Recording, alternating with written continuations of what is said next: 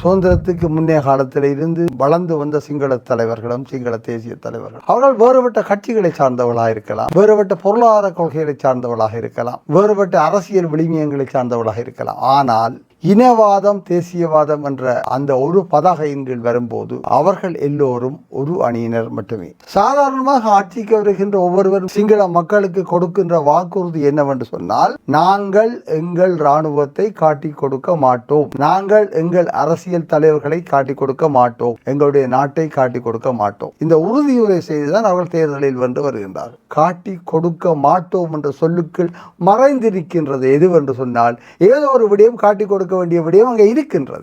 எல்லா மக்களுக்கும் எல்லா மானிட சமூகத்திற்கும் தங்கள் சமூகத்திற்காக உயிர் கொடுத்த அனைவரை நினைவு கூறுவதற்கான உரிமை உண்டு. ஆனால் இன்னமும் ஒடுக்குமுறையாளனின் கீழ் வாழுகின்ற ஒரு சமூகத்திற்கு அந்த நினைவு கூறுதலுக்காகவும் நினைவு குறியீடுகளை வைப்பதற்கான உரிமை இல்லாமலே இருக்கின்றது. எனவே அவர்கள் தங்களுக்கு வாய்ப்புள்ள அனைத்து இடங்களிலும் அந்த குறியீடுகளை உருவாக்குவார்கள். இந்த குற்றம் செய்தவர்கள் எப்பொழுதும் தங்களுடைய குற்றங்கள் நினைவு கூறப்படக்கூடாது என்பதில் மிக கவனமாக இருப்பார். எனவே அந்த இடத்தில் அவர்கள் எவ்வாறு அந்த குற்றங்களை மறப்பது அதற்கான எல்லா விடயங்களையும் தேடுவார்கள், காரணகாரிய விடயங்களை உருவாக்குவார். இந்த கனடாவில் இருக்கின்ற இந்த இப்படியான விடயங்கள் அல்லது கடந்த காலத்தில் அங்குள்ள வெளியோர்கள் நடத்தின பல்வேறு மகாநாடுகள் செயற்பாடுகள் பற்றி இலங்கை அரசாங்கம் சார்ந்தும் இலங்கை சிங்கள புத்திஜீவிகள் சார்ந்தும் பலர் கண்டன குரல் எழுப்பியிருக்கின்றார்கள்.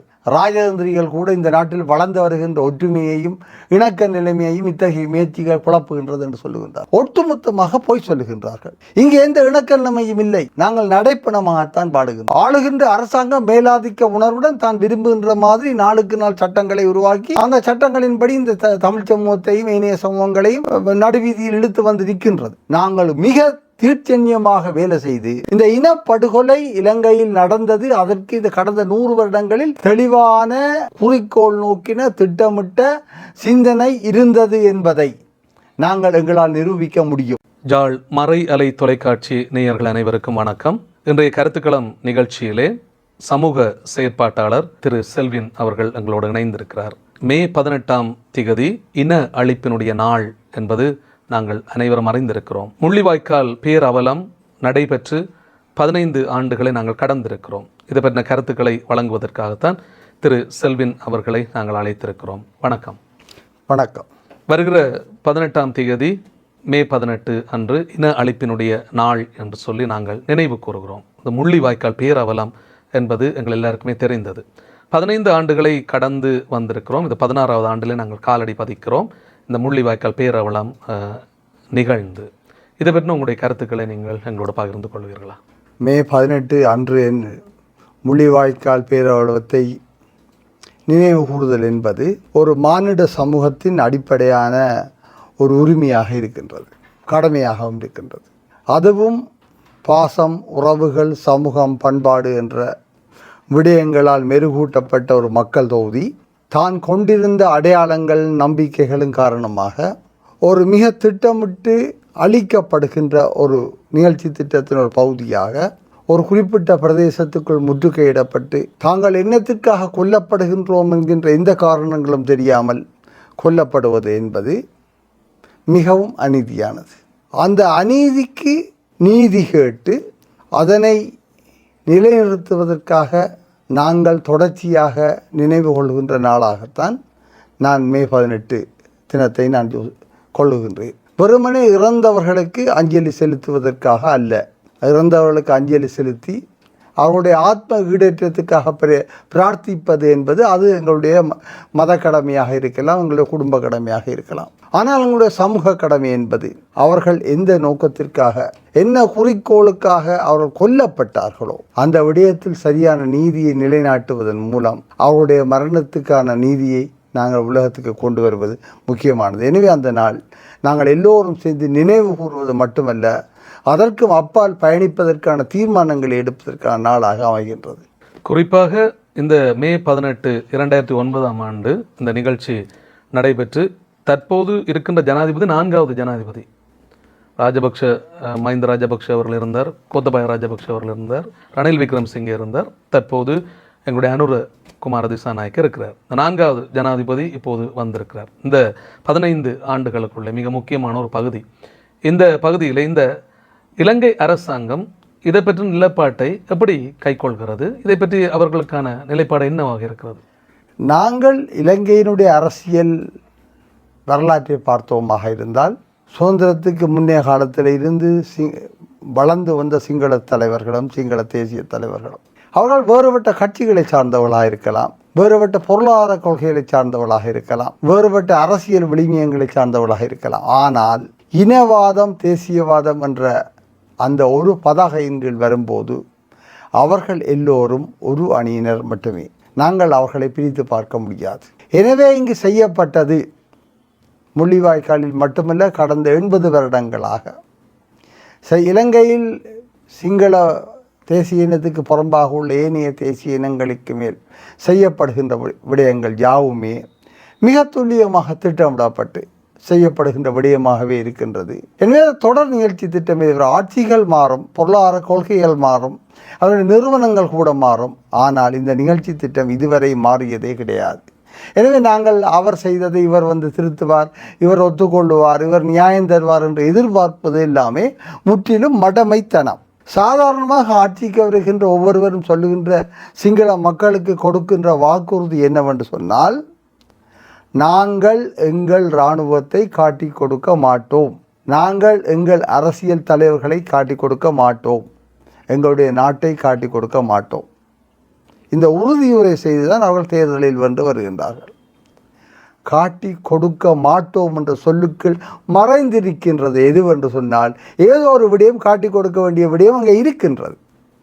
உங்களுக்கு அது தெரியும். அந்த சொல்லுக்குள்ளேயே அது தொங்கி இருக்கின்றது.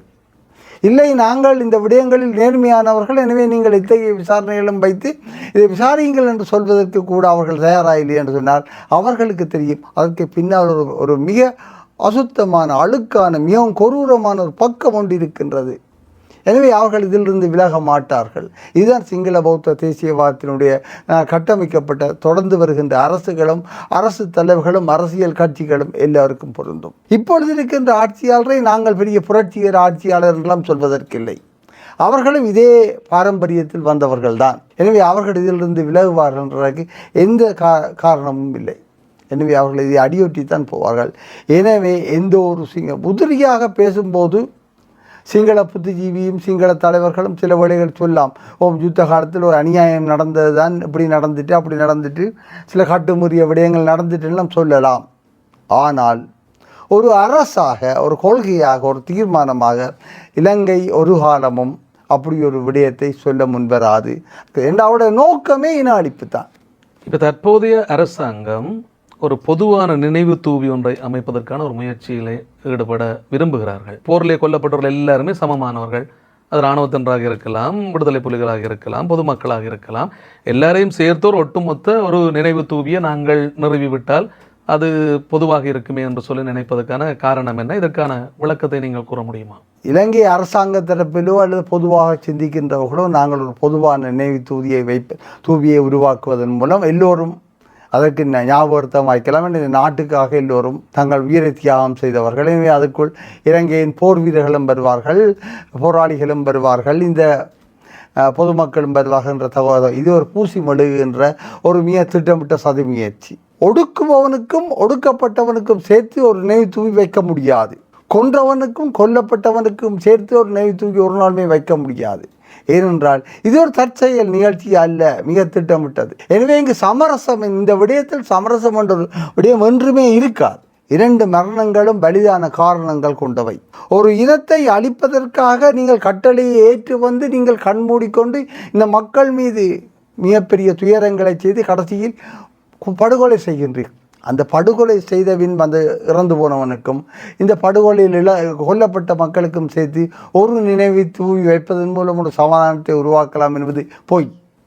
அது உங்களுடைய சுதந்திரமான எண்ண சிந்தனையையும் தாங்கள் செய்த கொடூரத்தையும் சமப்படுத்துகின்ற விடயமாகத்தான் இருக்கும். அது என்றுமே சாத்தியமில்லை. எனவே அதை ஒரு நாளுமே நாங்கள் வரவேற்கவும் முடியாது, அதை அங்கீகரிக்கவும் முடியாது. இப்போ எங்களுடைய தமிழ் அரசியல்வாதிகளை பொறுத்த மட்டிலே இந்த முள்ளிவாய்க்கால் ஒரு மிக முக்கியமான ஒரு விடயமாக அவருடைய பரப்புரைகளுக்குள்ளேயும் அவருடைய தேர்தல் நிகழ்வுகளிலேயும் பேசுபொருளாக இருந்திருக்கிறது. ஆனால் இன்றைக்கு பார்க்கின்ற போது இந்த தமிழ் அரசியல்வாதிகளினுடைய நிலை எப்படி இருக்கிறது? உள்ளூராட்சி தேர்தல் நடைபெற்றது இப்போது, அதில் கணிசமான ஆசனங்களை தமிழ் கட்சிகள் பெற்றிருக்கின்றன. ஆனால் இந்த முள்ளிவாய்க்கால் நிகழ்வுகள் இப்போது இந்த தூபி அதனுடைய செயற்பாடுகளை எல்லாம் நாங்கள் பார்க்கிற போது தமிழ் அரசியல்வாதிகளுடைய பொறுப்பு கடமைகள் என்ன நிலையில் இருக்கின்றன? உண்மையில் முள்ளிவாய்க்கால் அவலத்தையும் அது தொடர்பான விடயங்களையும் தங்களுடைய கட்சிசார் அல்லது தங்களுடைய பதவிசார் விடயங்களுக்காக கையாளுதல் என்றது மிக அவலமானது. தமிழ் சமூகத்தில் தவிர்க்க முடியாத சாபமாக இது மாறியுள்ளது. இந்த அரசியல்வாதிகளுக்கு எந்த உரிமையும் இல்லை. அந்த முள்ளிவாய்க்காலை சொல்லி மக்களிடம் வாக்கு கேட்பதற்கும் மக்களிடம் அரசியல் செய்வதற்கும். இவருடைய கட்சி அரசியல், குறுகிய குழுநிலைவாத அரசியல், பிரதேசவாத அரசியல், சாதி நிலைவாத அரசியல், இந்த விடயங்களுக்கெல்லாம் முள்ளிவாய்க்கால் பலிக்களமாக முடியாது. எனவே இவர்கள் மக்களை ஏமாற்றுவதற்காக இவர்கள் என்ன செய்கின்றார்கள் சொன்னால், முள்ளிவாய்க்கால் போன்ற பல்வேறு விடயங்களை தூக்கி தங்களுடைய தோள்களில் வைத்துக் கொண்டு திரிகின்றார்கள். முதல் இதிலிருந்து முள்ளிவாய்க்காலை நாங்கள் விடுவிக்க வேண்டும். முள்ளிவாய்க்கால் என்பது கட்சி சார்ந்த அரசியல்களுக்கும் இந்த அரசியல் குத்தாட்டங்களுக்கும் அப்பாற்பட்ட ஒரு தேசிய விடுதலை சார்ந்த, தேசிய விடுதலைக்கும் அப்பாலும் மிகப்பெரிய மானிடம் துயர் சார்ந்த விடயம். இது உலகத்திற்கெல்லாம் பொதுவான ஒரு விடயம். இவ்வாறு ஹிட்லரின் காலத்தில் கன்சன்ட்ரேஷன் கேம்ப் என்று சொல்லப்படுகின்ற அந்த மரண கிடங்குகளில் கொண்டு போய் எவ்வாறு 60 லட்சம் மக்களை உயிரோடு போட்டு சாக கொண்டார்களோ, அதே போன்று வியட்நாமில் மயிலாய் படுகொலை என்று சொல்லி ஒரு மயிலாய் கிராமத்தை ஒட்டுமொத்தமாக வளைத்து கொண்டார்களோ, இந்தியாவின் சுதந்திர போராட்ட காலத்தில் ஜாலியன் வாலாபாக் படுகொலை என்று சொல்லிட்டு, அல்லது ஜப்பான் சீனாவுக்குள் போகும்போது நான்ஜிங் என்கின்ற கிராமத்தில் அந்த பிரதேசத்தில் எவ்வாறு மிகப்பெரிய அவலங்களை ஏற்படுத்தியதோ, அதற்கு எந்த விதத்திலும் குறையாமல் அதைவிட கொடூரமானது எங்களுடைய முள்ளிவாய்க்கால். முள்ளிவாய்க்காலில் சாட்சியமற்ற முறையில் செய்யப்பட்ட அனைத்து விடயங்களும் தான் இன்று காசாவில் செய்யப்படுகின்றது. எனவே முள்ளிவாய்க்காலை எங்களுடைய அரசியல் குத்தாட்டங்களுக்காக நாங்கள் பயன்படுத்த முடியாது. இவர்கள் அதை பயன்படுத்துவதன் மூலம் மக்களை ஏமாற்றுவதை நாங்கள் அனுமதிக்கவும் முடியாது. ஆனால் மக்கள் தெளிவாக இருக்கின்றார்கள். மக்கள் தெளிவாக இருக்கின்ற காரணத்தினால்தான் இந்த முறை உள்ளூராட்சி தேர்தலில் பார்த்தால் அவர்கள் மிக நிதானமாக கவனமாக சிந்தித்திருக்கின்றார்கள். ஏனெனில் எங்கள் வாக்குகள் சிங்கள தேசியவாதம் சார்ந்த எந்த கட்சிக்கும் போகக்கூடாது என்றதில் கவனமாக இருந்தார்கள். அதற்காக நாங்கள் வாக்குகளை போடாமல் விட்டால் அவர்கள் வெற்றி கொள்ள வாய்ப்பு இருக்கும் என்று பார்த்தார்கள். மறுபக்கத்தில் அலையாய்ப்பை ஒரு கட்சிக்கு போடுவதன் மூலம் அந்த கட்சியை நாங்கள் சரியான கட்சி என்ற போன்ற ஒரு தோற்றப்பாட்டை உருவாக்கி விடுவோம் என்று சொல்லி அச்சப்பட்டார்கள். எனவே எல்லா கட்சிகளுக்கும் இடையில் ஓரளவுக்கு சமமாகவே வாக்குகள் பிரிந்தன. மக்கள் நிதானமாக இருக்கின்றார்கள். ஆனால் இந்த தேர்தல் முடிந்த பின்பு கூட இன்று வரை, இந்த கணம் வரை, இந்த 4 அரசியல் கட்சிகள் இருப்பவர்கள் இன்னமும் அந்த மக்களுடைய செய்தியை புரிந்து கொள்ள தயாராக இல்லை. இப்பொழுதும் பதவிகளுக்காக தங்களுக்குள் போட்டி போட்டுக்கொண்டே இருக்கின்றார்கள். தங்களுக்குள் பேரம் பேசிக்கொண்டே இருக்கின்றார்கள். இவர்கள் திருந்துவதற்கான வாய்ப்பை மக்கள் தான் மீண்டும் ஒரு முறை உருவாக்குவார்கள். வெகு விரைவில் திருந்துவார்கள் அல்லது திருத்தப்படுவார்கள். இப்போ அண்மையில் நாங்கள் கேள்விப்பட்ட ஒரு மிக முக்கியமான விடயம், கனடா தேசத்திலே முள்ளிவாய்க்காலினுடைய ஒரு நினைவு தூபி ஒன்று கனடா தேசத்திலே அமைக்கப்பட்டிருக்கிறது. அந்த தூபியை நாங்கள் பார்க்கிற போது தமிழீழத்தினுடைய படம் அங்கே மிகவும் அழகாக சித்தரிக்கப்பட்டு, தமிழீழத்தை பார்க்கிற போது தமிழீழத்தினுடைய மிக முக்கியமான இடங்கள் முழுவதுமாக தமிழீழ பிரதேசம் அதிலே காட்டப்பட்டிருக்கிறது. இப்போ கனடா தேசத்தை போல இந்தியாவை நாங்கள் பார்க்கிற போது இந்தியாவிலேயும் ஒரு பகுதியிலே இந்த முள்ளிவாய்க்காலினுடைய அவலங்கள் எல்லாவற்றையும் சித்தரித்து காட்டியிருக்கிறார்கள். மக்கள் அங்கே பெருமளவாக போய் அந்த முள்ளிவாய்க்கால் அவலங்கள் எப்படி நிகழ்ந்தது என்பதையெல்லாம் பார்க்கின்றார்கள். இப்போ கனடா தேசத்தில் எப்படி நிகழ்ந்த இந்த விடயம், இதை பற்றி உங்களோட கருத்து என்ன? எல்லா மக்களுக்கும், எல்லா மானிட சமூகத்திற்கும் தங்கள் சமூகத்திற்காக உயிர் கொடுத்த அனைவரையும் நினைவு கூறுவதற்கான உரிமை உண்டு.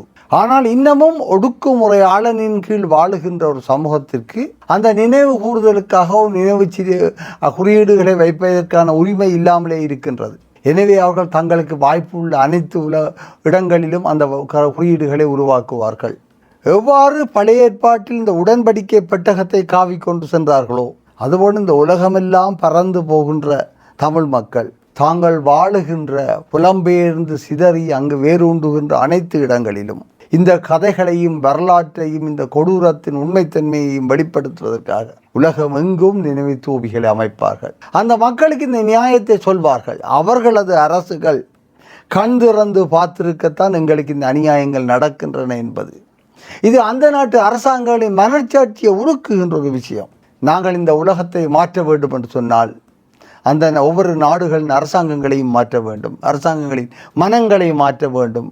அந்த மனங்களை மாற்ற வேண்டும் என்றால் அந்த மக்களை வெல்ல வேண்டும்.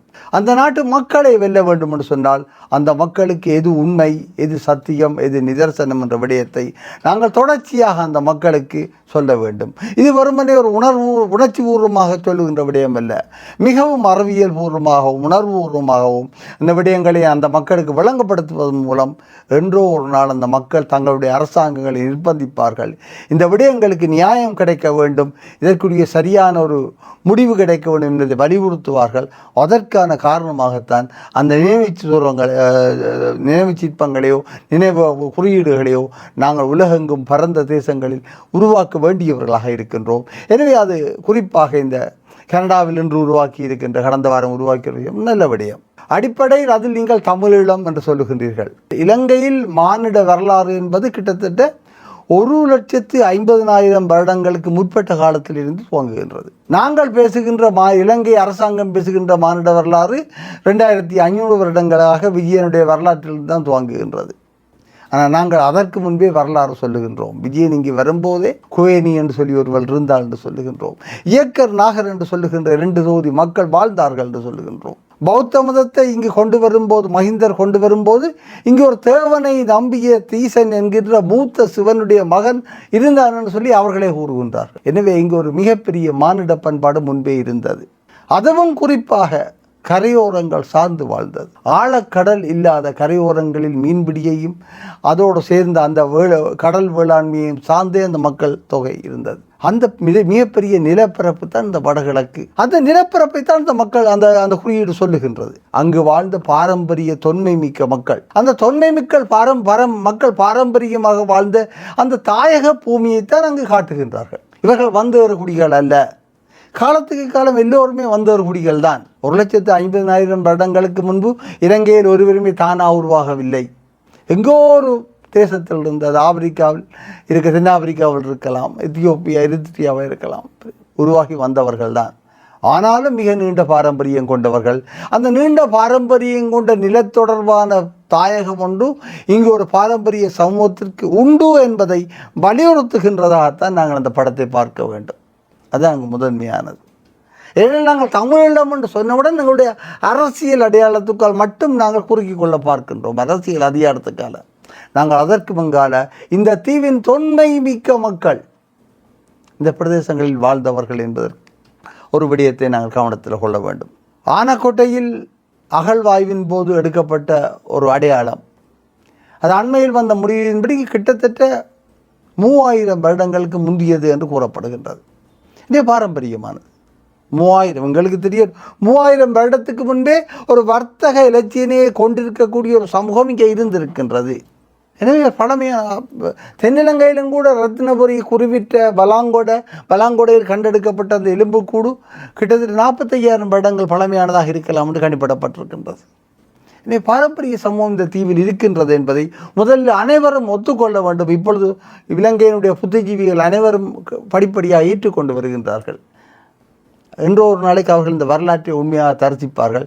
ஆனால் அதுவரையும் நாங்கள் வெறுமனே கற்பனையான வரலாறுகளிலும் கற்பனையான கதைகளிலும் வாழக்கூடாது.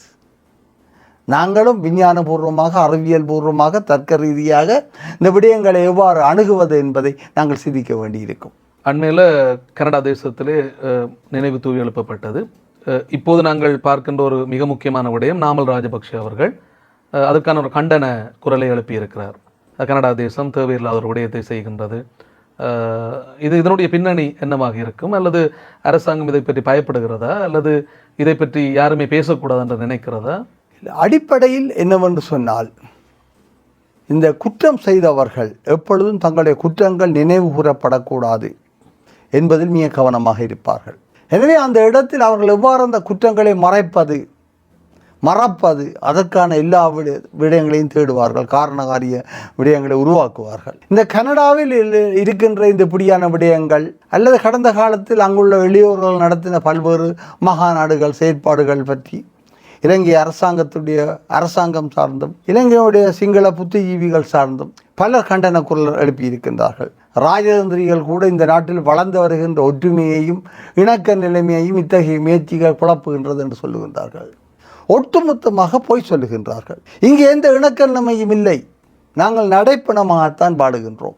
ஆளுகின்ற அரசாங்கம் மேலாதிக்க உணர்வுடன் தான் விரும்புகின்ற மாதிரி நாளுக்கு நாள் சட்டங்களை உருவாக்கி அந்த சட்டங்களின்படி இந்த தமிழ் சமூகத்தையும் ஏனைய சமூகங்களையும் நடுவீதியில் இழுத்து வந்து நிற்கின்றது. அண்மையில் கூட ஒரு காணிகளை சுவீகரிப்பது சம்பந்தமாக ஒரு அரசாணை வந்துள்ளது. இவற்றையெல்லாம் வைத்துக்கொண்டு இவற்றையெல்லாம் செய்து கொண்டு பிறகு சொல்லுகின்றார்கள் இப்பொழுது இணக்கம் சமாதானம் நடந்து கொண்டிருக்கின்றது, இப்படி நீங்கள் நினைவு கூறுவதன் மூலம் எங்களை இந்த இதில் நீங்கள் பாதிக்க வைக்கின்றீர்கள் என்று சொல்லுகின்றார்கள். இது மிக அபத்தமானது. இந்த பசப்பு வார்த்தைகள் எதையும் நாங்கள் ஏற்றுக்கொள்ள முடியாது. ஏனென்றால் குறிப்பாக இந்த அரசாங்கம், தற்போது இருக்கின்ற அரசாங்கம், இலங்கையில் இனப்பிரச்சனை இருப்பதாகவே ஒத்துக்கொள்ளவில்லை.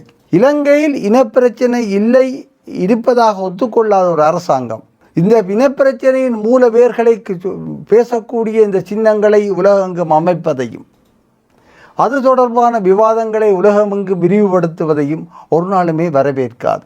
ஒரு இடதுசாரி சிந்தனையில் மார்க்சிச லெனினிச சித்தாந்தத்தின் அடிப்படையில் வளருகின்ற கட்சிகள் எப்பொழுதும் தங்களுடைய சுய விமர்சனம் செய்பவர்களாக இருப்பார்கள். தங்களுடைய கடந்த காலத்தை சுய விமர்சனம் செய்து குறைபாடுகளை பகிரங்கமாக ஏற்றுக்கொண்டு புதிய வழியில் பயணிப்பதற்கு அவர்கள் தயாராக இருப்பார்கள். ஆனால் இப்பொழுது இருக்கின்ற ஆட்சியாளர்களை அந்த வரையறைகள் கொண்டு வர முடியாமல் உள்ளது. ஏனென்றால் அவர்கள் இன்னமும் என்னென்றால் ஒரு மிக எதிர்நிலையான நிலையில் தான் தங்களை கட்டமைத்துக் கொண்டிருக்கின்றார்கள். எனவே இவர்கள் போன்று இந்த தொடர்ச்சியாக வருகின்ற அரசாங்கங்களும் சிங்கள தேசியவாத சக்திகளும் தொடர்ச்சியாக நாங்கள் எடுக்கின்ற எல்லா விடயங்களுக்கும் அவர் எதிர்நிலையான அணுகுமுறையைத்தான் செய்வார்கள். அதான் அவருடைய முறைமையாக இருக்கும், அதான் அவருடைய இயல்பாக இருக்கும். இது கடந்த 80 வருடங்களாக அவர்கள் செய்கின்ற விடயமாக இருக்கும். நாங்கள் நினைக்கின்றோம் இந்த 48ஆம் ஆண்டுக்கு பின்பு மலைய மக்களுக்கு வாக்குரிமை இல்லாமல் செய்தது, குடியுரிமை இல்லாமல் செய்ததெல்லாம் அவருடைய இனக்குரோதம் துவங்குகின்றதுன்னு சொல்லி. அப்படி இல்லை. இலங்கையில் முதலாக உள்ளூராட்சி தேர்தலுக்கான ஆயத்தங்கள் செய்த போது மலையகத்தில் இருந்த அத்தனை மக்களுக்கும் இந்தியர்கள் என்று பட்டஞ்சூட்டி அவர்களுக்கு வாக்குரிமை கொடுக்கக்கூடாது என்று சொல்லியொரு முன்மொழிவை சிங்கள தேசிய தலைவர்கள் பிரித்தானியாவுக்கு முன்மொழிந்தார்கள். ஆனால் அதில் அந்த பிரித்தானியாவிலிருந்து வந்த சோல்பரி பிரபு அதில் உடன்பாடு இருக்கவில்லை. எனவே அவர் அதில் தாமதம் செய்த பின்பு அந்த இந்தியர்கள் என்பதை மாற்றிவிட்டு தோட்டத்துறைக்குள் வாழுபவர்களுக்கு வாக்குரிமை தேவையில்லை உள்ளூராட்சிக்கு. அந்த முறை நடந்த உள்ளூராட்சி தேர்தலில் தோட்டத்துறைக்குள் இருக்கின்ற பெரும்பான்மையான மக்களுக்கு வாக்குரிமை இல்லாமல் செய்துவிட்டு வெளியே வாழுகின்ற மக்கள் தான், வெளியே வாழுகின்ற தனியே சிங்கள மக்களாகத்தான் இருந்தார்கள். ஏன்னா ஏனைய மக்கள் எல்லோரும் தோட்டத்துறைக்குள் தான் கூலி அடிமைகளாக கொண்டுவரப்பட்டிருந்தார். எனவே இந்த சிந்தனை சுதந்திரத்துக்கு முன்னுக்கும் 50 வருடங்கள் 60 வருடத்துக்கு முன்பட்டே வேறு ஒன்று இருக்கின்றது. நாங்கள் இதையெல்லாம் புரிந்து கொள்ள வேண்டும். எனவே இந்த விடயம் மிக ஆழமானது. இதை நாங்கள் இந்த விடயங்களை ஆழமாக பேச வேண்டும் என்று சொன்னால் இந்த நினைவு தூவிகளை அமைக்கும் போது என்ன நடக்கும் என்றால் அதை பார்க்கின்ற ஒரு தமிழ் தேசியம் சாராத ஒருவன், ஒரு அந்நிய தேசத்தில் உள்ள ஒரு மாணவன் கேட்பான், ஒரு ஆராய்ச்சியாளன் கேட்பான், ஒரு பொதுமகன் கேட்பான், என்ன கருத்து இதென்று சொல்லி போட்டு எங்களுக்கு அந்த அர்த்தத்தை சொல்ல தெரிய வேண்டும். அதை வெறும் கற்பனையிலும் கட்டுக்கதையிலும் வைத்து கொண்டு சொல்லக்கூடாது, வெறும் வன்மத்தின் அடிப்படையிலும் நாங்கள் பேசக்கூடாது. அதை மிகவும் யதார்த்தமாகவும் வரலாற்று ரீதியாகவும் அரசியல் நோக்கின் அடிப்படையிலும் நாங்கள் விளங்கப்படுத்தும் போதுதான் அவர்கள் அதை புரிந்து கொள்வார்கள். எனவே இந்த சின்னங்களை வைப்பது என்பது அத்துடன் எங்களுடைய கடமை முடிந்து விடவில்லை.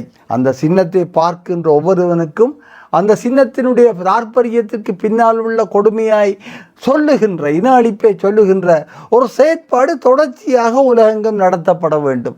அதுதான் உண்மையாக நாங்கள் செய்ய போகிற விடயம். வெறும் கட்டிட தூண்களை நிறுவிவிட்டு கடந்து போவது என்று சொன்னால் அது ஒரு சாதாரண, எல்லா இடமும் கட்டிட தூண்கள் இருக்கும், ரோட்டு கரையோரங்கள் எல்லாம் மதவுகள் இருக்கும், ரோட்டு கரையோரங்கள் எல்லாம் மின்சார கம்பங்கள் இருக்கும். அது போன்றொன்றாக மாறிவிடக்கூடாது.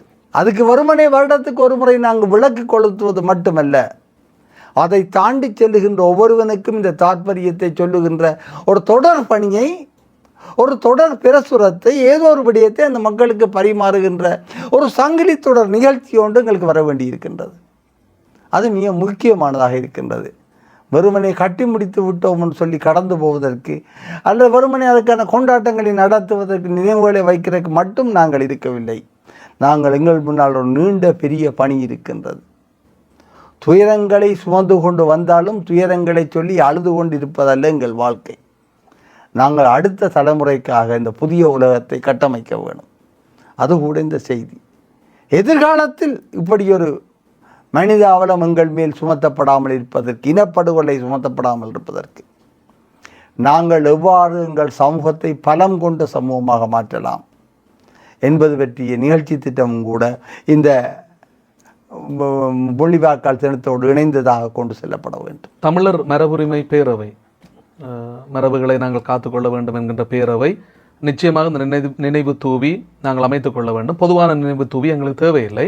நாங்கள் எங்களுடைய அவலங்கள், எங்களுடைய கஷ்டங்கள், எங்களுடைய வேதனைகள், நாங்கள் பட்ட துன்பங்கள், இவற்றை நாங்கள் வெளிக்கொணரத்தக்கதான ஒரு தூவி, நினைவு தூவி ஒன்று நிச்சயமாக வேண்டும் என்பதை வலியுறுத்தி கொண்டே இருக்கிறார்கள். இன்று இளைய சமூகத்தின் மத்தியிலே ஒரு இதெல்லாம் ஒரு தேவையில்லாத விடயங்கள், அல்லது இதைக்கே நாங்கள் இவ்வளவு தேவையில்லாத மெனக்கிட வேண்டும், இந்த விடயங்களை ஏன் திருப்பி திருப்பி நாங்கள் ஞாபகப்படுத்தி கொண்டிருக்க வேண்டும் என்கின்ற ஒரு போக்கு இருப்பதை நாங்கள் இப்போது பார்க்கிறோம் இளைய சமூகத்திலே.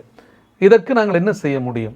அல்லது நாங்கள் இப்படியே இளைய சமூகம் இப்படி போய்கொண்டிருந்தால் ஒரு காலகட்டத்தில் இந்த முள்ளிவாய்க்கால் அவலங்கள், பேரவங்கள் எல்லாம் மறக்கப்பட்டு விடுமோ என்கின்ற ஒரு பயம் கூட எங்களுக்கு இருக்கிறது.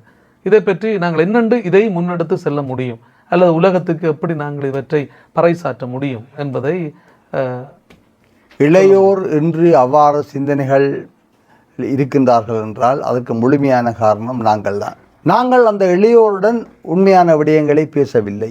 நாங்களும் கட்சிகள், குறியீடுகள், அடையாளங்கள், தனிநபர் குழு நிலை வாதங்கள் இவற்றுக்குள் சிக்கப்பட்டு கொண்டு அது சார்ந்து தான் பேசுகின்றோம். இன்னமும் கூட இந்த கணம் வரையும் கூட தமிழர் தரப்பில் உள்ள அரசியல்வாதிகளும் புத்திஜீவிகளும் ஒன்றிணையாமல் தங்கள் நிலைகளில் நின்று கொண்டே தமிழ் மக்களுடைய அடிப்படையான விடயங்கள் சம்பந்தமாக எது அந்த மையப்புள்ளி என்று சொல்ல முடியாமல் தான் இருக்கின்றார்கள். எல்லோரும் தங்கள் நிலை சார்ந்துதான் அந்த இடத்தை விளங்கப்படுத்த முயற்சிக்கின்றார்கள். எனவே இளையோர் குழம்புவார்கள். இதை தவிர்க்க முடியாது. நாங்கள் இளையோருடன் திறந்த மனதுடன் பேச வேண்டும். இந்த மானிடம் என்கின்ற மிகப்பெரிய பரப்பை பேச வேண்டும். பாரம்பரியம் ஒவ்வொரு உயிரினத்துக்கும் இருக்கின்றது. அதை மதிக்க கற்றுக் கொடுக்க வேண்டும். இந்த இளையோர் சமூகத்துக்கு இன்று வந்துள்ள விடயம் என்பது இந்த உலகமயமாதல், பூகோளமயமாதல், இந்த உலகத்தை நுகர்வு சந்தைக்குள் கொண்டு வந்து சிக்க வைத்து விட்டு உலகெங்கும் பொதுவான உடுப்பு, பொதுவான மொழி, பொதுவான உணவு கலாச்சாரம், பொதுவான இசை, பொதுவான பண்பாடு என்று சொல்லி அவர்களுடைய அடையாளங்களை இல்லாமல் செய்கின்ற ஒரு நவீன முதலாளித்துவம் சந்தை சார்ந்தது. அதற்கு இளையோர்கள் என்று சிக்க வைக்கப்பட்டுள்ளார்கள். இன்று பலிக்கடவாக்கப்பட்டுள்ள இளையோர் இன்றைக்கு தாங்களாகவே இல்லை. எங்களுக்கு இளையோர்களுக்கு தங்களுடைய வாழ்க்கையை முழுமையாக அறிந்துள்ளார்களா என்றால் தங்களுடைய வாழ்க்கையை பற்றிய சுய மதிப்பீடே இல்லாமல் இருக்கின்றார்கள் என்று சொன்னால் அதற்கு நாங்கள் அவர்களுக்கு கற்பித்த ஆசிரியர்களும் அவற்றை உணவூட்டியும் பாதுகாத்தும் பெற்றெடுத்த பெற்றோரும் அவரை சூழ்ந்து வாழுகின்ற சமூகத்தின் மூத்தோரும் தான் பொறுப்பு. எனவே எங்களிடம் மிகப்பெரிய கடமை இருக்கின்றது. இளையோரை வழிப்படுத்துவதற்கு, அவர்களை ஒரு முழுமையான ஆட்களாக எங்களுடைய குறுகின சிந்தனைகளுக்குள் ஊடாக குறுகின அணுகுமுறைகளுக்கால இளைஞரை கையாள முடியாது. அந்த இளையோர் வாழுகின்ற அந்த பெரிய பரப்புக்குள் நாங்கள் முதலாக பிரவேசிக்க வேண்டும். அங்கு போய் அந்த இளையோருக்கு இந்த விடயங்களை காட்டும் போது இளையோர் நிச்சயமாக புரிந்து கொள்வார்கள். ஏனென்று இளையோரிடம் ஒரு மிகப்பெரிய புரிந்து கொள்ளும் ஆற்றல் உள்ளது. ஏனென்றால் அவருடைய அறிவு வியாபித்த அறிவு, ஆழமாக இல்லாட்டியும் வியாபித்த அறிவு. அந்த வியாபித்த அறிவு கூட அவர்களுக்கு நாங்கள் சொல்லுகின்ற ஒவ்வொரு விடயத்தையும் அடுத்த கணமே அவர்கள் தேடி பார்க்கின்றார்கள், சரியா பிழையா என்று சொல்லி. நாங்கள் இன்னமும் இந்த உலகை சுரண்டுகின்ற சக்திகளினால் நடத்தப்படுகின்ற தகவல் தொடர்பு சாதனங்களின் செய்திகளைத்தான் உண்மை என்று நம்பிக்கொண்டிருக்கின்றோம். இந்த உலகை குடியேற்றவாத கோட்பாடுகளால் ஆண்டு அனுபவித்த மேற்கத்திய நாடுகள் சொன்ன வரலாற்றைத்தான் நாங்கள் உலகத்தின் வரலாறு என்று நம்பிக்கொண்டிருக்கின்றோம். ஆனால் இப்பொழுது இதெல்லாம் கட்டுடைக்கப்படுகின்றது. இப்போ இந்த உலகத்தின் உண்மையான வரலாறு தேடப்படுகின்றது. இளையோர்கள் தேடி தேடி வாசிக்க துவங்கி இருக்கின்றார்கள். இந்த உலகத்தின் உண்மையான வரலாற்று பக்கம் எது என்பதில் இப்பொழுது அவர்கள் மிகவும் ஆர்வம் கொண்டுள்ளார்கள். எனவே இது பேசுகின்ற தருணம். ஆனால் அவ்வாறு பேசுவதற்கு நாங்கள் போதிய அளவு அறிவுள்ளவர்களாக இருக்க வேண்டும். நாங்கள் பழைய வரலாற்றையும் பழைய கல்வி முறைக்குள்ளாலும் மட்டும் எங்களை கட்டமைத்து கொண்டு நாங்கள் இன்னும் என்ன கல் தோன்றி மண் தோன்றா காலத்தில் முன் தோன்றி மூத்த தமிழ் கொடி என்று வெறுமனே பேசிக்கொண்டிருக்க முடியாது. எதையும் விஞ்ஞானபூர்வமாக நான் தமிழன் என்பதற்காக நான் உலகில் என்னை நான் முன்னிலைப்படுத்தி எல்லாவரையும் விட உயர்ந்தவன் என்று சொல்வதற்கு எனக்கு எந்த உரிமையும் இல்லை. நான் மற்றவர்களை விட குறைவில்லாதவன் என்று சொல்வதற்கு எனக்கு உரிமை இருக்கின்றது. என்னை விட மற்றவர்கள் யாருமே குறைவில்லாதவர்கள் என்று சொல்வதற்கு எனக்கு ஒரு தார்மீக கடப்பாடு இருக்கின்றது. மற்றவர்கள் என்னை விட குறைந்தவர்கள் என்று சொல்வதற்கு எனக்கு உரிமை இல்லை. மற்றவர்களை விட நான் பாரம்பரியத்திலோ பண்பாட்டிலோ பெரியவன் என்று சொல்வதற்கும் எனக்கு உரிமை இல்லை. எனவே இந்த இளைஞர் சிந்தனை முறை அவ்வாறு தான் அமைந்துள்ளது. இப்போ இளையோரோடு எத்தனை பேர் நாங்கள் இருந்து பேச போகின்றோம்? எத்தனை மூத்தோருக்கு, கல்விமான்களுக்கு, சமூக தலைவர்களுக்கு, சமய பிரசங்கிகளுக்கு இளையோருடன் இருந்து பேசுவதற்கான வாய்ப்பும் நேரமும் இருக்கின்றது, பொறுமை இருக்கின்றது. இன்று அதுவே நாங்கள் நிறுவனமயப்படுத்தப்பட்டு நிறுவனத்தின் சடங்குகள், சம்பிரதாயங்கள், அந்த நிகழ்ச்சிகள் அதுகளுக்குள்ளேயே ஓடிக்கொண்டு திரிகின்றோம். அதற்கு அப்பால் இருந்து நிதானமாக எங்கள் இளைஞருடன் பேச முடியாமல் இருக்கின்றோம். இந்த விதியை மாற வேண்டும். நாங்கள் ஒரு புதிய விதியை தேட வேண்டி இருக்கின்றது. இந்த புதிய விதியை தேடும் போதுதான் எங்களுடைய இளைய சமுதாயம் உண்மையை தரிசிக்கும். ஏனென்றால் எங்களுடைய இளைய சமுதாயத்தின் மிகப்பெரிய பலமே அவர்கள் இப்பொழுது எதற்கும் கேள்வி கேட்க துவங்கி இருக்கின்றார்கள். ஏன், எதற்காக, எப்படி, எவர் என்று சொல்லி கேட்க வலிக்கிறதுக்காக நாங்கள் அதற்கு விளக்கம் சொல்கிற பொறுமை எங்களிடம் இருக்க வேண்டும். அதை நாங்கள் கடந்த காலத்தில் சொன்ன பொய்யான தவறான வரலாற்று அந்த திரிவுகளிலிருந்து நாங்களே எங்களை விடுவிக்க வேண்டும். அப்படி விடுவியத்தை அவர்கள் எங்களை ஏற்றுக்கொள்வார்கள். எங்கள் பாரிய கடமை ஒன்று எங்களிடம் இருக்குது. இளையோரை நாம் திட்ட முடியாது, இளையோர்களை நாங்கள் குற்றம் சாட்ட முடியாது என்றால் தவறு முழுவதும் எங்களிடம் தான் இருக்கிறது. எனவே நாங்கள் தான் மாற வேண்டி இருக்கின்றது. முள்ளிவாய்க்காலை பொறுத்த மட்டிலே அது அந்தந்த நாட்களிலே மாத்திரம் நாங்கள் நினைவு கூர்ந்து விட்டால் மட்டும் போதும் என்கின்ற ஒரு பிழையான அபிப்பிராயம் ஒன்று இருக்கிறது. நீங்கள் ஏற்கனவே சொன்னது போல அது ஒரு தொடர்ச்சியான ஒரு விடயமாக இருந்தால்தான் இதற்கான ஒரு முடிவும் எங்களுக்கு கிடைக்கும் என்பது எங்களுக்கு தெரிகிறது. அதுக்கான ஒரு வழி என்ன செய்யலாம்?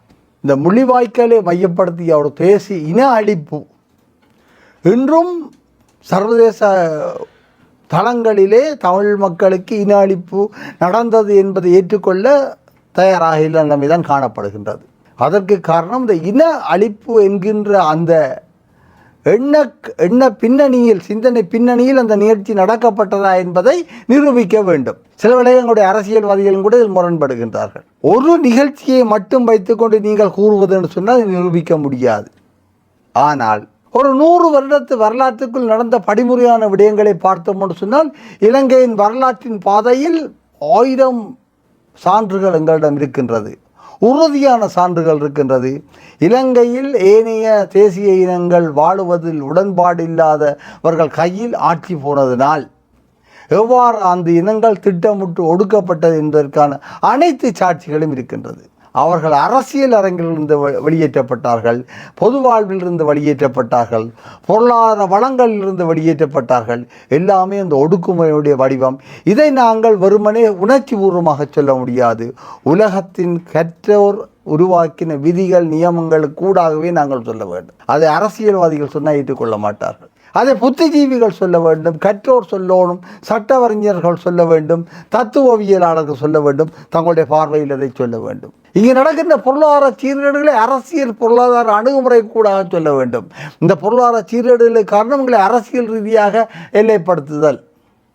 இங்கே நடக்கின்ற சூழலியல் அபகரிப்புகள், இயற்கை வள அபகரிப்புகளை நாங்கள் அரசியல் சூழலியல் என்கின்ற பொலிட்டிக்கல் எக்காலஜிக்கல் டேர்ம்ஸுக்காக சொல்ல வேண்டியிருக்கும்.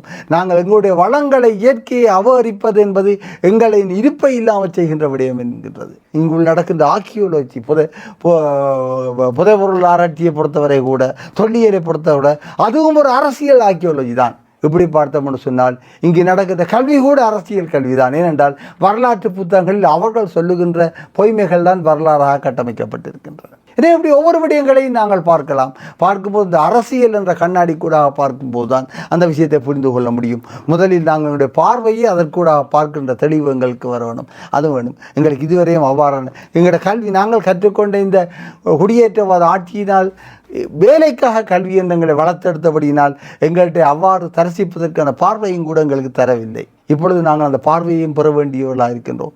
எனவே கற்றல். எனவே இங்கே இந்த முள்ளிவாய்க்காலுடைய முள்ளிவாய்க்கால் நினைவின் தொடர்ச்சி என்பது இந்த வாரத்திலிருந்து 1 வருடம் நாங்கள் மிக தீர்ச்சன்யமாக வேலை செய்து இந்த இனப்படுகொலை இலங்கையில் நடந்தது. அதற்கு இந்த கடந்த 100 வருடங்களில் தெளிவான குறிக்கோள் நோக்கின திட்டமிட்ட சிந்தனை இருந்தது என்பதை நாங்கள் எங்களால் நிரூபிக்க முடியும். அதை நிரூபிக்கும் போதுதான் இந்த உலகம் எங்களுக்காக பேசும். நாங்களும் அதில் நிற்கலாம். எங்களுடைய நோக்கம் சிங்கள மக்களை பழி வாங்குவதோ அவர்களை வஞ்சம் தீர்ப்பதோ அல்ல. அவர்கள் உண்மையை அவர்களும் தரிசிக்க வேண்டும். அவர்களுக்கே நாங்கள் உண்மை சொல்லவில்லை தானே. இந்த முள்ளிவாய்க்கால் பற்றிய விடயத்தில் நாங்கள் சிங்கள மக்கள் எவ்வளவு பேருக்கு நாங்கள் உண்மையை பேசியிருக்கின்றோம். நாங்களே அதை ஒரு சிங்கள பத்திரிகைகளும் சிங்கள இதழும் சொல்லுகின்றது ஒன்று. அவர்கள் எல்லாமே அந்த பயங்கரவாதிகள் என்று சொல்லப்பட்ட தமிழில் விடுதலை புலிகளோடு இணைந்தவர்களாக கருதுகின்றார்கள். அல்ல அவர்கள் சொல்லுகின்றவர்கள் சில 100 பேர் செத்திருக்கின்றார்கள். ஏன் முன்னே நாள் தமிழ்நாட்டு முதலமைச்சர் இருந்த செல்வி ஜெயலலிதா ஜெயராம் கூட சொல்லியிருந்தார் தானே, யுத்தமிட ஜனம் சாகும் தானே. அப்படியெல்லாம் சொல்ல முடியாது. சிங்கள மக்களுக்கே நாங்கள் முதல்ல உண்மைகளை சொல்ல வேண்டும். உண்மை என்னன்னு சொல்லி சிங்கள மக்கள் இதே போன்ற ஒரு மிகப்பெரிய துயரை கடந்து வந்தவர்கள். இந்த இப்பொழுது இருக்கிற ஆட்சியாளர்கள் ஆட்சி அதிகாரத்தை கைப்பற்றுவதற்காக செய்த வன்முறை ஆயுத போராட்டத்தில் அதை ஒடுக்குவதற்காக இந்த சிங்கள ஆட்சியாளர்களை தங்களுடைய சொந்த மக்களில் கிட்டத்தட்ட 85,000 இளம் யுவதிகள் இளைஞர்களை கொன்று எரித்தவர்கள். எனவே அவர்களிடம் இந்த துயரத்தின் ஆழம் தெரியும். எனவே அவர்களிடம் இதை சொல்வது மிக இலகு. இராணுவம் என்றால் எவ்வளவு மிக கொடியது என்று சொல்லி அவர்களுக்கு எங்களை விட கூட தெரியும். நாங்கள் இன்னும் அவர்களை அணுகவில்லை, அவர்களை இதயங்களை தொடவில்லை. நேற்று ஒரு பத்திரிகையில் செய்தி பார்த்திருந்த தையிட்டி விஹாரையில் வழிபட வந்த பௌத்த சிங்கள மக்கள் இந்த முள்ளிவாய்க்கால் கதைகளை கேட்டுவிட்டு தையிட்டி கதையும் கேட்டுவிட்டு தாங்கள் வழிபடாமலே திரும்பி போனதாக ஒரு செய்தி ஒன்று இருந்தது. நாங்கள் சிங்கள மக்களிடம் நாங்கள் அவருடைய இதயத்தை தொடுவது போன்று பேச வேண்டும். இனி அதுபோன்று உலகெங்கும் பேச வேண்டும். தொடர்ச்சியாக நாங்கள் பேசுவதன் மூலம்தான் எங்களுக்கு இந்த மக்களுக்கு நீதியின் நியாயம் கிடைக்கும். அதுதான் முள்ளிவாய்க்காலுடைய நீதியின் நியாய கோரிக்கையாக இருக்கும். வெறும் இந்த விளக்குகள் கொளுத்துவது அல்லது நாங்கள் வருடம் சொல்லி எவ்வளோ காலத்துக்கு 1000 வருஷத்துக்கு நாங்கள் விளக்கு கொளுத்தி கொண்டு இருக்க போகின்றோமா? சாத்தியமில்லை. ஒரு வருடம் 2025 மேயிலிருந்து 2026 மேக்குள்ள நாங்கள் அனைவரும் சேர்ந்து இனப்படுகொலை என்கின்ற விடயத்திற்கான அனைத்து சாட்சியங்களையும் ஒருங்கிணைத்து உலகத்தின் முன் நிலைநிறுத்துவதாக கொள்வோம். அதை இந்த முள்ளிவாய்க்கால் நிலைநிறுத்தினுடைய பேரவலத்தின் நாங்கள் எடுக்கிற சத்தியமாக எடுப்போம். ஏனென்றால் நாங்கள் தரவுகள் சேகரிப்பதிலேயே குழுநிலைவாதத்தை வைத்திருக்கின்றோம். எங்களிடம் கிடைத்துள்ள தரத்தை நாங்கள் தரவுகளை ஒழிக்கின்றோம். மற்றவர்களுக்கு கிடைக்கக்கூடாது என்றால் எங்களுக்குள்ளேயே போட்டி. இந்த தரவுகளை விற்பனை செய்வதும் தரவுகளை சமர்ப்பிப்பதிலும் கூட ஒரு போட்டியும் அதில் ஒரு பெருமை பேசுவதும் இருக்கின்றது. இதெல்லாம் தாண்டி ஒரு புலமைசார் அமைப்பாக இந்த செயற்பாட்டாளர்களிடம் இந்த விடுவிக்கப்பட்ட ஒரு புலமைசார் அமைப்பு உடனடியாக சர்வதேசத்தில் உருவாக்கப்பட வேண்டும். இந்த கடந்த 100 வருடங்களில் இலங்கை தீவில் ஒரு இனப்படுகொலைக்கான அத்தனை கூறுகளும் கட்டியமைக்கப்பட்டன என்பதை நிரூபிப்பதற்கான ஆதாரங்களை விஞ்ஞானபூர்வமாக செய்வதற்காக ஒரு புலமைசார் குழு ஒன்று உடனடியாக இந்த வாரமோ அடுத்த வாரமே முன்மொழியப்பட்டு செய்யப்பட வேண்டும். அது இந்த செயற்பாடுகள் அரசியல் கட்சிகள் இந்த வேறு நிகழ்ச்சி திட்டங்களால் கடத்தப்படுவதாக ஹைஜெக் பண்ணப்படுவது மடைமாற்றம் செய்யப்படுவதாக இல்லாமல் அவர்கள் அதனை செய்ய வேண்டும். அதன் மூலம்தான் நாங்கள் 2026 ஆண்டு மே மாதத்துக்கு இந்த விடயத்தை செய்ய முடியும். அதுதான் ஆக்கப்பூர்வமானது. அதை நாங்கள் நினைக்கின்றேன். இன்றைய இதில் நாங்கள் அதை ஒரு விடயமாக நான் முன்மொழிவது எனக்கு திருப்தியாக இருக்கின்றது. முள்ளிவாய்க்காலினுடைய நிலைமைகளை பற்றியும் அதனுடைய விளக்கங்களையும் நீங்கள் எங்களுக்கு கூறியிருந்தீர்கள். பொதுவாக அரசியல் களத்திலே நின்று கொண்டு இந்த கருத்துக்கள நிகழ்ச்சியில் நீங்கள் இணைந்து கொண்டீர்கள். பல்வேறுபட்ட விடயங்களை உங்களோடாக நாங்கள் பெற்றிருக்கிறோம். நிச்சயமாக இந்த முள்ளிவாய்க்கால் நினைவேந்தல் நிகழ்வுகள் அன்றைய நாளோடு முடிந்து விடக்கூடாது, அல்லது அன்று நாங்கள் செய்கின்ற சில விடயங்களோடு நிறைவு பெறாமல் அது தொடர்ச்சியான ஒரு பயணமாக இருக்க வேண்டும். அப்போதுதான் எங்களுடைய இனத்துக்கான ஒரு உண்மையான விடுதலையின் காற்றங்களுக்கு வீசக்கூடும். ஏனென்றால் நாங்கள் பட்ட துன்பங்கள், வேதனைகள், கஷ்டங்கள், இந்த பேர் அவலத்துக்கு நிச்சயமாக ஒரு முடிவு கிடைக்க வேண்டும் என்கின்ற விடயங்களை பற்றி எங்களோடு பகிர்ந்து கொண்டீர்கள். மீண்டுமாக உங்களுக்கு நன்றி சொல்லுகிறோம். இன்னும் ஒரு கருத்து களத்திலே நாங்கள் உங்களோடு இணைந்து கொள்வோம். நன்றி. நன்றி இந்த வாய்ப்பிற்கு. உண்மையில் முள்ளிவாய்க்காலுக்கு நாங்கள் முன்னெடுக்க போகின்ற தொடர் நிகழ்வுகளும் உலகத்தில் மனச்சாட்சியை மாற்றுவதற்கான முயற்சிகளும் உலகத்தில் எங்கெல்லாம் மனுக்குலம் ஒடுக்கப்படுகின்றதோ, இத்தகைய படுகொலைகளுக்கு உள்ளாக்கப்படுகின்றதோ அவர்களுக்கெல்லாம் ஒரு முன்மாதிரியான விடயமாக மாறக்கூடிய முறையில் நாங்கள் முயற்சிக்க வேண்டும். அது பற்றி சிந்திப்போம். வாய்ப்புக்கு நன்றி. வணக்கம்.